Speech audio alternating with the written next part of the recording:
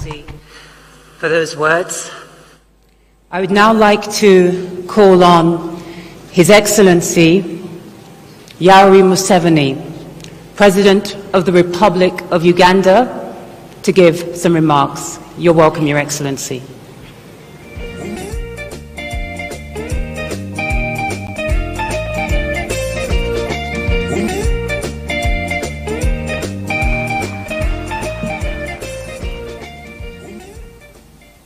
His Excellency William Ruto, the President of the Republic of Kenya, the Chairperson of the African Union, President of Mauritania, and their Excellencies, the heads of state and government. This is a topic I can speak on for the whole day. I'm therefore glad we have had this meeting where the presidents of Africa meet with some of the Western leaders.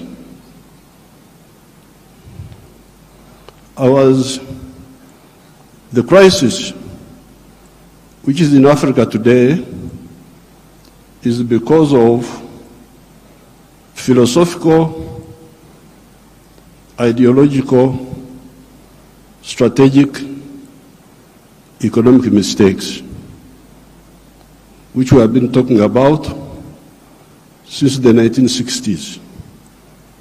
This is not an accident.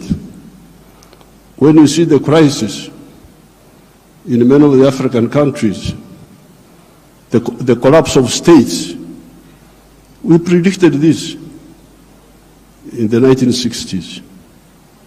Philosophical, ideological, strategic mistakes. I don't have time to amplify each one. But I was very happy to hear the President of the World Bank talking about prosperity instead of profiteering. These were his own words. That's what I picked. This has been the problem. Aid has been for profiteering. This has been the problem.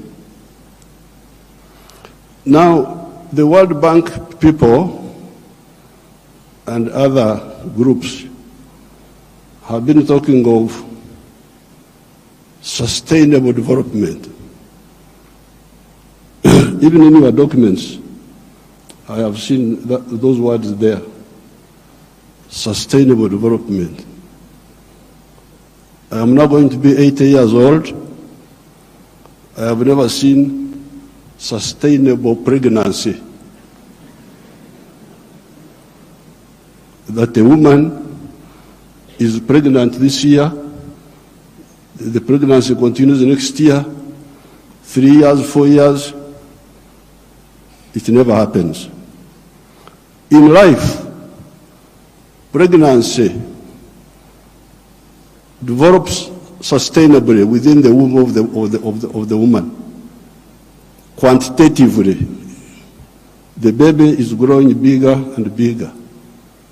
But at some stage, quantitative growth must be transformed into qualitative change.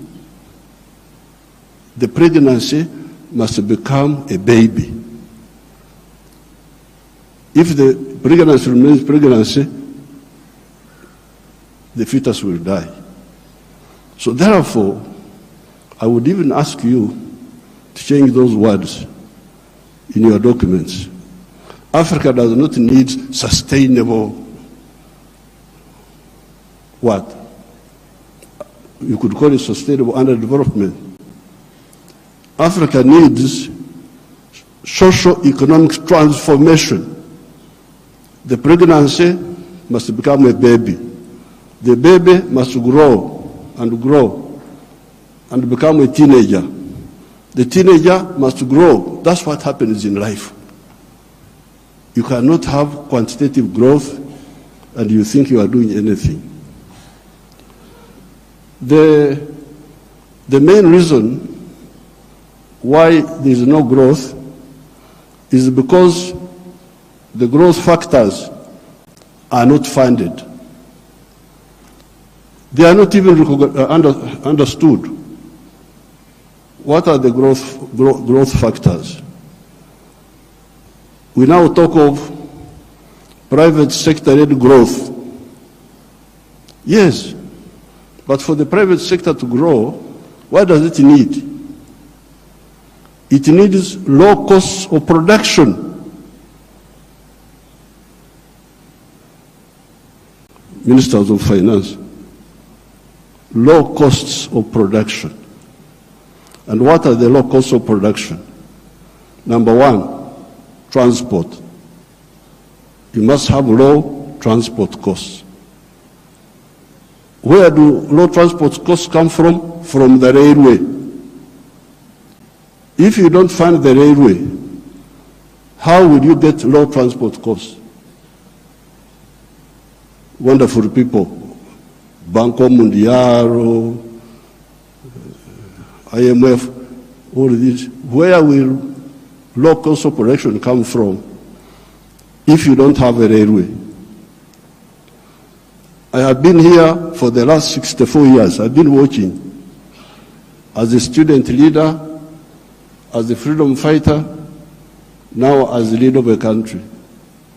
How many railways have been constructed or funded in Africa?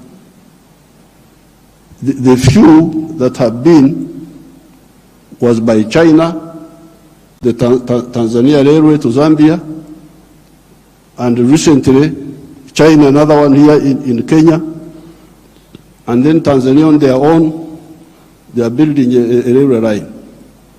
So if you are talking of helping Africa, the railway, I don't want to be involved in any other words, no, please. The railway. Because if you fund the railway, you will have low cost of transport, and you can produce products which are cheap, which can be bought in the world. So you audit how much funding, all these billions you are talking about, how much of it has gone to the railway. Audit it. The second cost pusher is electricity. If you don't fund electricity and you talk about sustainable development, what are you talking about? Private sector-led growth. Maneno tu. Electricity, we must have low-cost electricity, not exceeding 5 cents per kilowatt hour. That's what I insist on in Uganda. I'm tired of all these stories. These neo-colonial civil servants who have been holding us back, I have put my foot down, say I don't want to hear those stories. And Uganda is developing, and it will develop, because I don't entertain that nonsense anymore. Borrowing for what?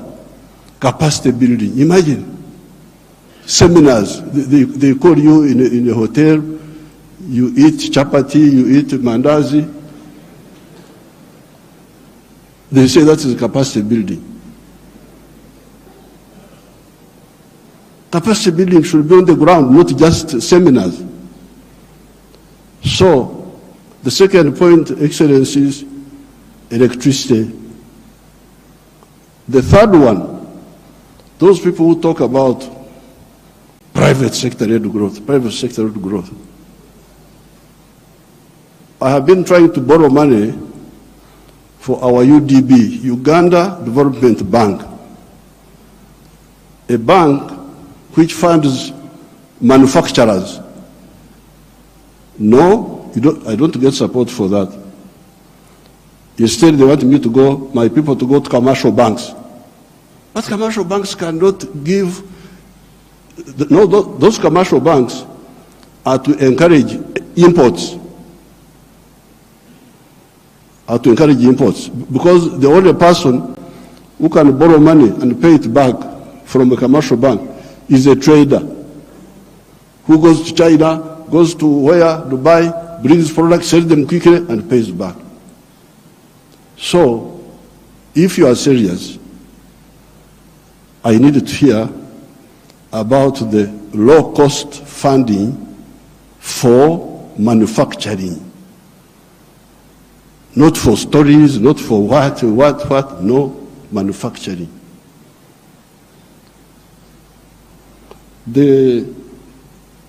How about funding for irrigation? Because if you want to stabilize agriculture, a country like Uganda is very rich, we have got everything. But still sometimes we get some erraticness in the rain. So in order to stabilize, I've been trying to look for a loan for irrigation. I can't easily get it. Very difficult to get. A loan for seminars, very quick. The civil servants, what?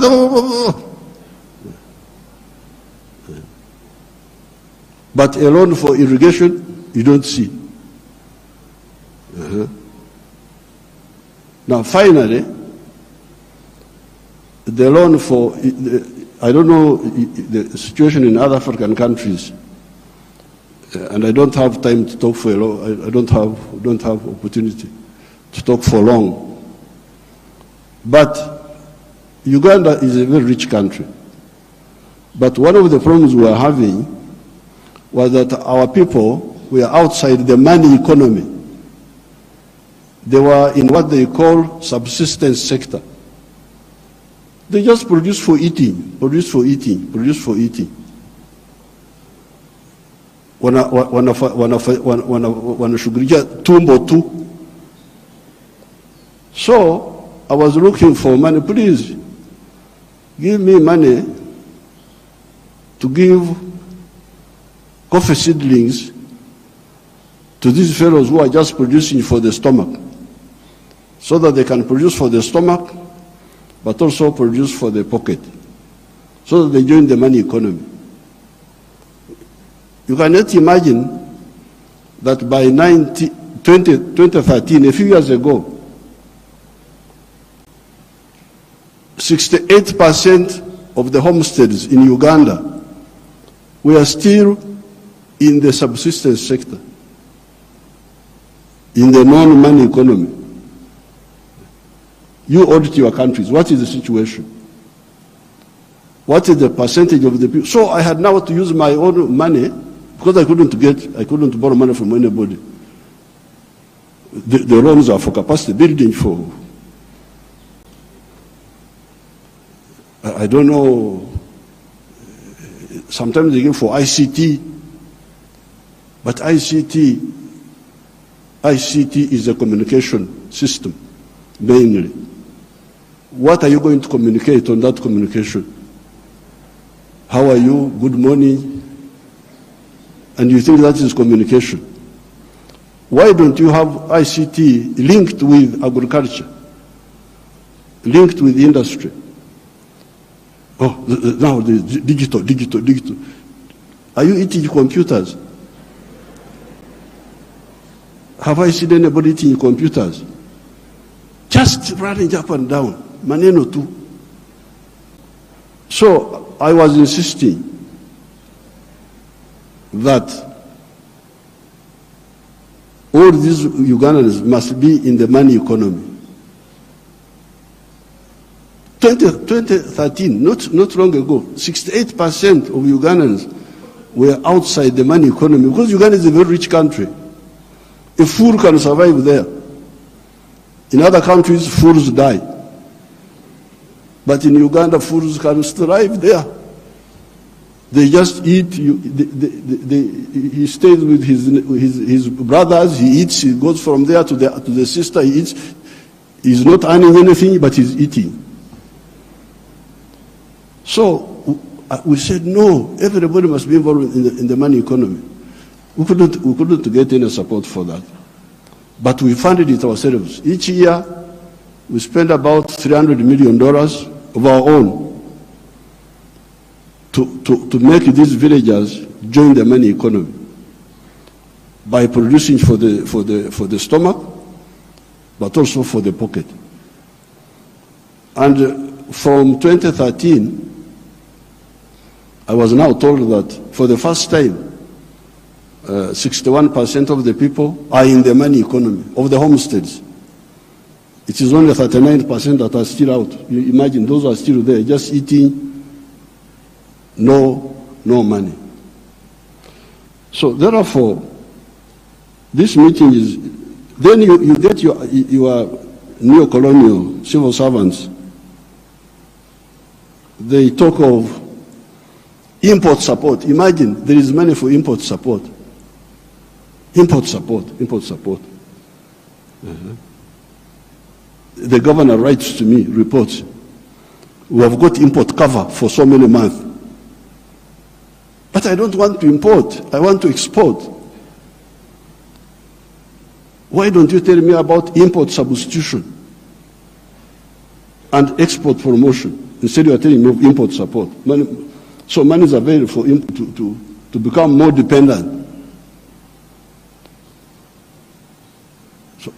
So I'm very glad to hear what now finally,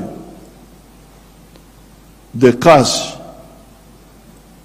which we told our people about in the 1960s, we told them, part of the wars we fought in Uganda were to get rid of the neo-colonial groups which were there, which were stopping us from thinking. We had to get rid of them by force. But one of the problems was Africa producing raw materials, matière primaire, they call it in Français, matière primaire, raw materials. Imagine coffee. The global value of coffee is $460 billion. All the coffee producing countries of the world, Brazil, us, all these, we only get 25 billion of that. Out of the 460 billion, the coffee producing countries get 25 billion. And Africa gets only 2.5 billion. 900 million of that comes to Uganda because Uganda produces a lot of coffee. A country like Germany, which has no coffee, earns $65 billion from coffee. So, I sell a kilo of coffee, good grade coffee, $2.5.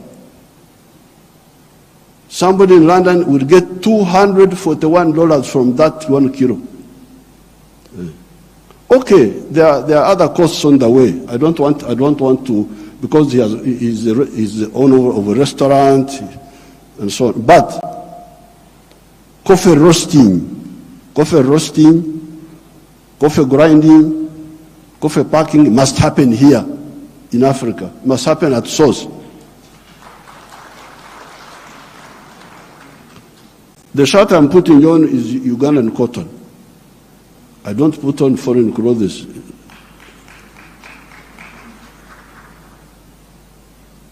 It's only the trousers I'm putting on because I can't go naked. Because they have not solved that problem for me. So, if you look at cotton, how many job levels are there? Job levels. You grow the cotton. Okay, that one we do. Those jobs we do. We gin the cotton. kutoa mbegu, remove the seeds. That one we do here, and we end there. When you hear all these countries which have got crisis, Burkina Faso, I don't know what, Mali, all of them are cotton-growing countries. But how much textiles are they producing? They are importing textiles, I don't know from where. So now, if you end at level 2, ginning, removing the seeds, then you take the pamba, you take the cotton, to cleverer people who are clever. Watu wenye akili wako huko, sisi hapo tutajiita vipi? Kama mtu anakuzidi akili wewe unasema wewe nani? So they take the cotton, they spinning, more money, more jobs for their children. They weave, more money, more jobs for their children. They put the print, more money, more jobs for their children. I looked at the figures. Uganda consumes 276 million meters of textiles each year. And that wonderful country of yours spends $880 million on clothes. Some of them dead people's clothes from Europe. When people die, their clothes, they are sent to you people, to Africa. And we spend 800, all the money we earn from coffee goes back to bring dead people's clothes. But we have got one factory there called Nitil. It produces 25 million liters, million meters. So in order to clothe our people in Uganda without importing, we need about 11 factories like the one of Nitil. And they would employ about 20,000 people. So and we would save $880 million, which we are just giving it to other people. So this Ida, what did you say about the modern slavery of the Africans of producing raw materials? In one of our documents in Addis Ababa, we had talked of Africa producing what it does not consume and consuming what it does not produce. They had put that as a summary in one of the documents of the African Union. We must get rid of the production of raw. I banned the export of minerals from Uganda and processed. I banned them. Piga marufuku. Then the agents were going in the corridors, what Mufanyi, no mineral will come from Uganda if it's not processed. You wait until I go away, you can steal the minerals, but not now. I banned this export of unprocessed minerals in 2012. My young brother, His Excellency Ruto, I forgave him and gave him some little iron ore for, I think, 2 or 3 years, because I've got a lot of iron ore, one of the best in the world. I told him, His Excellency Ruto's man, Muhindi wa hapa Kenya, you come and build the steel factory in Uganda at the iron ore. Oh, yeah. I've already built in Mombasa. So I said, okay, because of my young friend, I give you some iron ore for 2 or 3 years. But come and put the factory here. Now you can imagine akili ya watu wenu, my civil servants. An Indian wanted to take that iron ore To India, imagine. Iron ore in our language is called obtare, but it is soil, black soil. If you see it, it is soil. To take that to India and do what? Pay your wonderful people $47 per ton. Our iron ore is the purest in the world. It is 70% pure. So you need like 1.5 tons to make a ton of steel. Now, a ton of steel costs $700. Somebody gives you $47 on your wealth, the wealth of your people, and he gets $700 from it. And all the jobs, your children have no jobs. Watoto wa Wahindi wanafanya wamepata kazi. I can't be part of that treachery. So I banned, there will be no export of unprocessed minerals from Uganda. So there's no business. What do you mean there's no business? So when I banned them, they are flocking in now. They have opened 7 gold refineries. 7 gold refineries. They are there. Because I banned. The other day I was opening a tin refinery. You can imagine this tin, and the Sulu Samia may know where we were, the power station. Both sides, the Uganda side and the Tanzanian side. That is all tin. But all this time, imagine, since the British were here, they were taking, walikuwa wanachukua mawe tu, stones, because tin in nature is a stone, looks like a stone. So they take that. And they give my people $11 per kilo. And they take it to cleverer people. For the cleverer people, they get $32.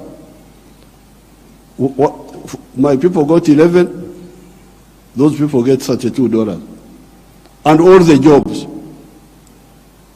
So when I was opening the factory, I was asking the refinery, I was asking them, this boy who opened the factory is a Canadian. I was asking them, huyu Mkanada ameleta umeme wake? Has this Canadian brought his own electricity? No.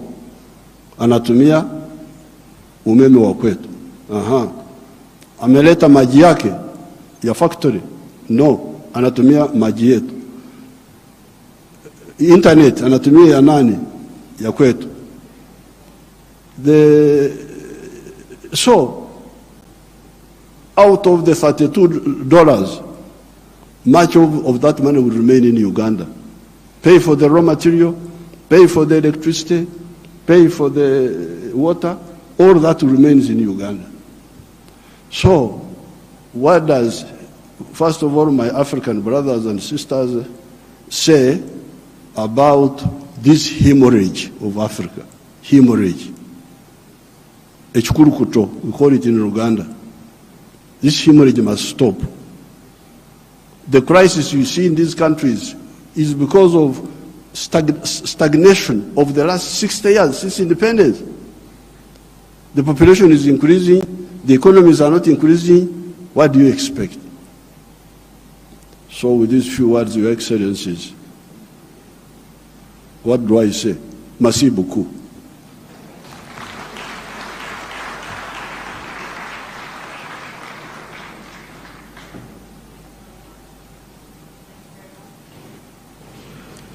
Thank you very much, Your Excellency, President Yoweri Museveni.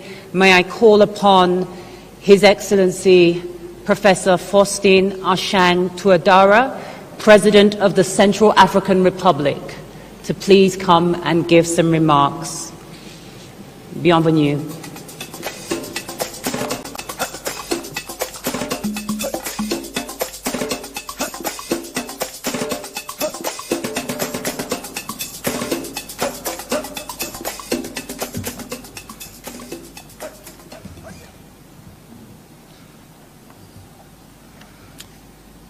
Excellence, Dr William Samuel Ruto, président de la République du Kenya, très chers frères, Excellences, Mesdames et Messieurs les chefs d'État et de gouvernement, Monsieur le Président du groupe de la Banque mondiale, distinguées personnalités, Mesdames et Messieurs, permettez-moi, à l'entame de mes propos, d'adresser à notre frère, Son Excellence Dr William Samuel Ruto, Président de la République du Kenya, President of the Republic of Kenya and the Kenyan people, I'd like to express my deepest feelings and express suite aux pluies torrentielles Central African Republic following the floods that have led to the tragic disappearance of many people and also a lot of destruction in our sister country. Your Excellencies, ladies and gentlemen, I take to the stage now representing my country, the Central African Republic. This occasion of this summit or Heads of State Summit, Summit of the Heads of State and Government in the ambitious reconstruction of resources of the ADVERTISE for Africa. Allow me to also express our deep gratitude towards my dad, Dr. William Samoei Ruto, and the Kenyan people for the organization, the successful organization of this summit, and also the welcome, the brotherly welcome, very warm, which have known since our arrival in this really dynamic town of Nairobi. I'd also like to thank AJAABU, the President of the World Bank Group, for his full participation in this very important summit, for his leadership, and also on reconstitution of resources, AIDA 21. It is also the moment to express my gratitude to the World Bank for the multifaceted approach that we have been given. I'd also like to thank the entire group of funders in IDA, because it is thanks to their contribution this institution has the necessary to help the most poor countries on this planet to be able to move to some place. So also the African Union, that it is in Africa that we also find a number of natural resources and strategic minerals, and we find that some of these countries are some of the most impoverished of this country. And the Central African Republic has had a feeling of this level of poverty that we are talking about in this AIDA 21.